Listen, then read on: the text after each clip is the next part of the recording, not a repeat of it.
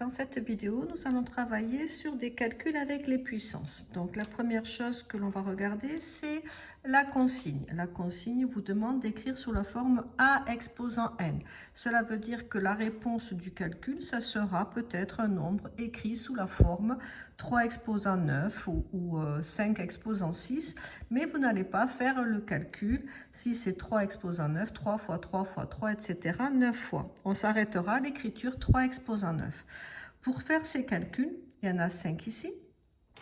Vous avez deux possibilités, soit revenir à la définition de la puissance. Par exemple, si n est supérieur ou égal à 2, vous avez la première formule quand l'exposant est positif, c'est le produit de n facteurs, tous égaux à a, que j'écris ici, donc n fois. Ou alors, vous avez aussi la définition quand vous avez un exposant négatif. A exposant moins n, c'est l'inverse de A exposant n, c'est-à-dire 1 sur A exposant n. Quand on applique ces deux définitions, cela peut se faire plus ou moins facilement en regardant les calculs, car quand on utilise des exposants négatifs, on va utiliser les fractions. Et il se peut qu'il y ait des fractions de fractions. Ici, ça serait un peu compliqué. Donc, pour cela, pour faire ces calculs, on peut aussi utiliser 5 formules que je place dessous. Voilà, donc 5 formules. Les 3 premières, si on les regarde, vous avez des nombres avec la même base et des exposants différents, multiplication, quotient. Ici, vous avez une puissance de puissance. Et ici, vous avez un produit exposant n, ici, ou un quotient exposant n. Donc, déjà, on va regarder comment choisir celle qui convient, la formule qui convient. Et puis surtout, après, on regardera est-ce qu'on se situe sur le membre de gauche ou sur le membre de droite. Et cette façon de faire sera peut-être très importante quand on va devoir utiliser les formules 4 et 5. Donc, revenons à nos calculs. On est sur le A. Le A, vous avez un produit. Donc, on est ici ou ici. Mais vous avez la même base. Conclusion, nous sommes dans la première égalité. Donc, je vais l'écrire au-dessus. Dans cette première égalité, A est égal à 3. Donc, on va mettre la base 3 et on additionne les exposants, ce qui vous donne 5 plus moins 2. Résultat final, 3 exposant 5 plus moins 2, ça fait 3. Donc, ça vous donne 3 exposant 3. On répond bien à la consigne, écrire sous la forme A exposant n. On passe à la deuxième. On a un produit, toujours la 1 ou la 4. Mais cette fois-ci, on a le même exposant, mais nous n'avons pas la même base. Donc, obligatoirement, ça va être la 4 ici. Donc, dans la 4, soit vous avez un produit entre parenthèses, soit vous avez un produit de deux nombres différents.